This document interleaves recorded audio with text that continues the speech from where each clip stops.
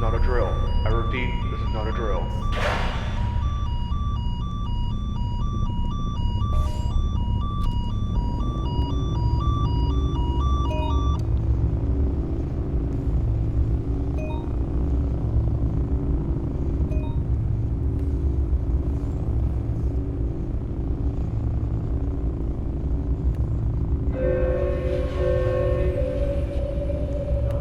Attention all bottom side Q-Surf personnel. We have received signal to begin the protocol silentum detonation sequence. Warheads will be primed in T-minus 40 seconds.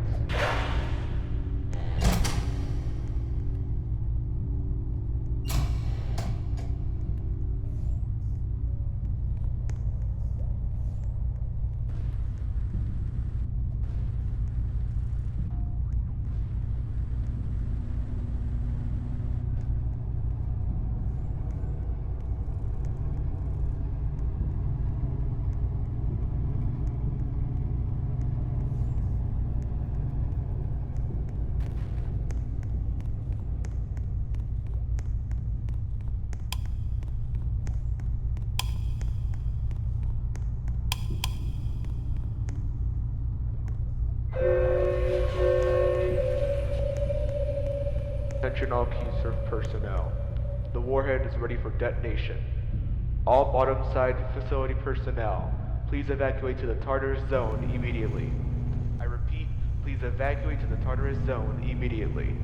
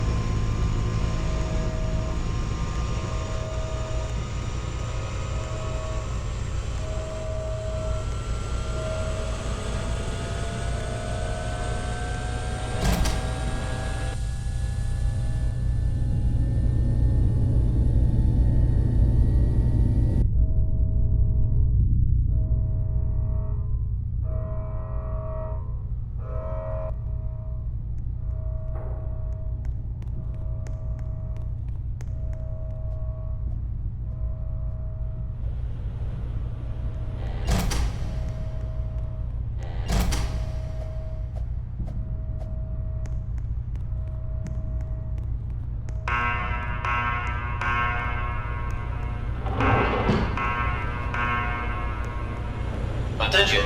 Core temperature is exceeding outside of safe operating parameters.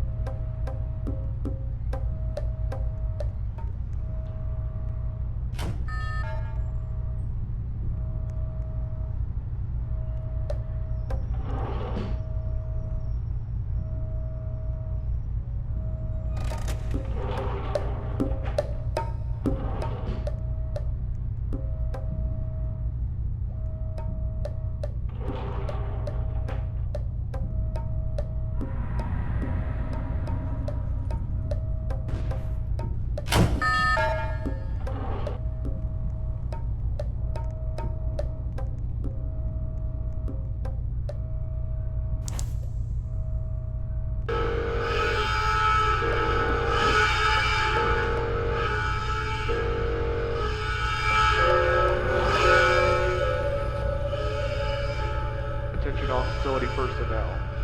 Bottom side Warhead control room has authorized the detonation of the facility. The Warhead detonation sequence has been engaged.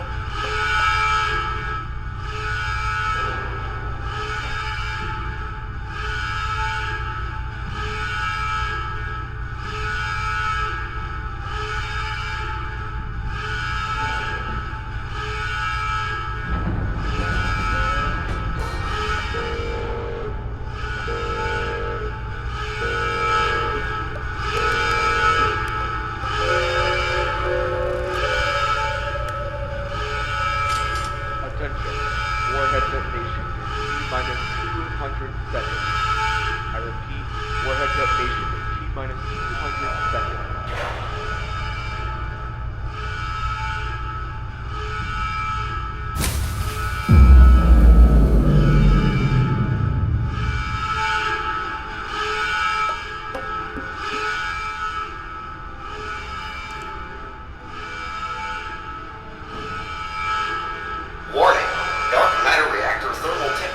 Below sustainable reaction limits. Please raise the core temperature over 275 Kelvin to avoid a combustion stall.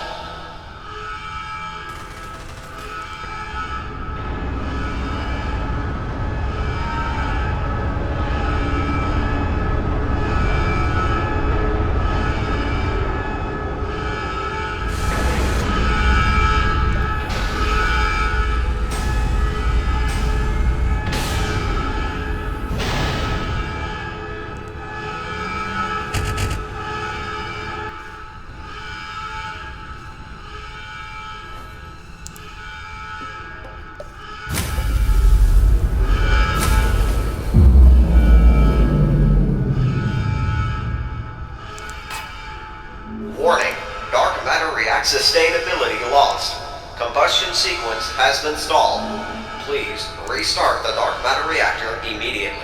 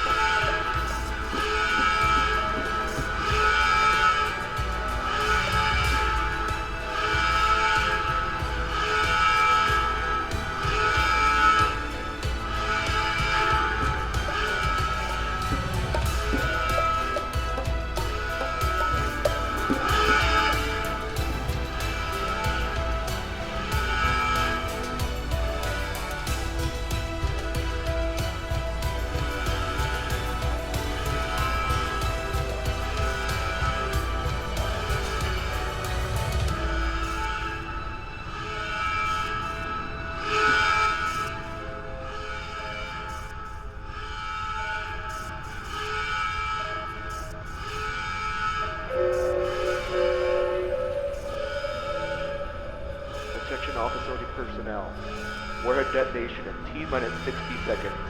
I repeat, warhead detonation in T-minus 60 seconds.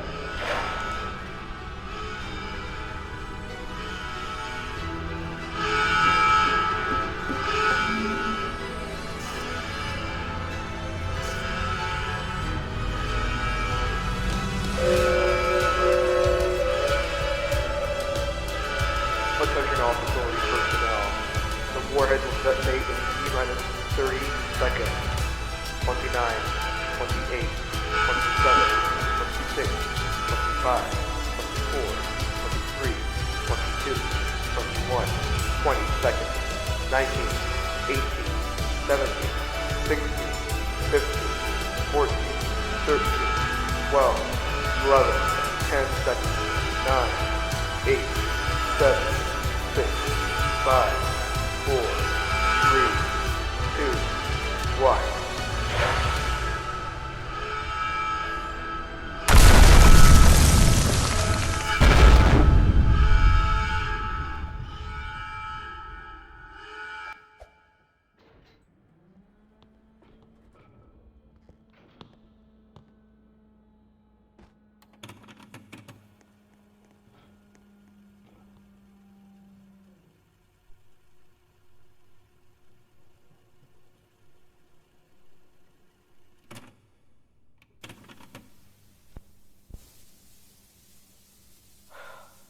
Begin log.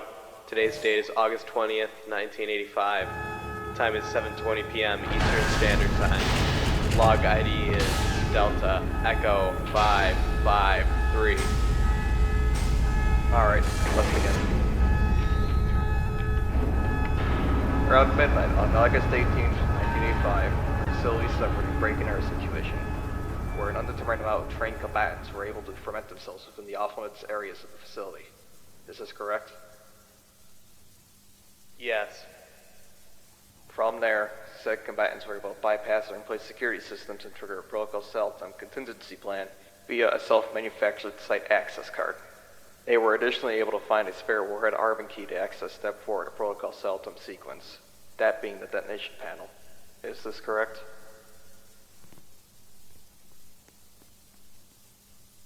Yes. According to your preliminary report, all non-combatant personnel were able to evacuate. Of the 10 security operatives on site, only 7 are accounted for. Is this correct? Yes. 3 of our operatives were killed in action. Advanced Guardsman Maribel Blanchett was unable to evacuate in time as she was fending off fleeing hostile combatants in bottom-side Tartarus. Guardsman Clark Hill was operating the bottom-side warhead control room at the time of the break and enter. Elite Guardsman Adam Hall was shot during the final stages of the evacuation.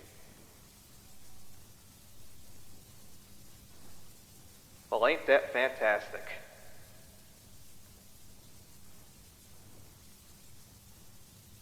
Sir, if I may, I want to make note of something my fellow operatives and I gathered from eyewitness testimonies from employees.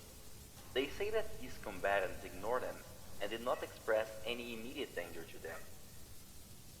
Campbell's right. These combatants would even go out of their own way to prevent collateral damage of any of the employees. They only seemed to attack us if they had a direct line of sight with us with no nearby civilians. They were only going for us. I see. Were any of our operatives able to apprehend the combatives? Yes, at one point we had apprehended 2 combatants at separate points after they had ran out of ammunition. Upon further inspection, we were able to identify some sort of origin group. Something about a Kleiner oil group? Unfortunately, we weren't able to take any of the combatants alive with us. We had to leave as soon as possible due to the rushing onslaught of other active combatants. As far as we know, none of them got out, but we don't know for sure. Well, clearly, they managed to get in without using our front door, so one could imagine they'd do the same when it came to leaving. Sir, we have no plausible explanation as to how these combatants were able to nest themselves in the facility. We're not even sure of their motivations, considering the extent they went to destroy the facility. Jones, you know damn well that it's your job as site security officer to prevent these sorts of things from happening. Yet the resources of the facility at your disposal to find flaws in the facility's design are always pinpoint the nest of these operatives. Sir, with all due respect, our funding was tremendously low. We were suffering inventory loss, low ammunition reserves, and understaffing due to your actions as Chief Security Officer. You cannot blame me for executing your orders and policy decisions. If we had more on-site security with more up-to-date weaponry, and maybe even the proper funding, chances are we could have avoided this entirely.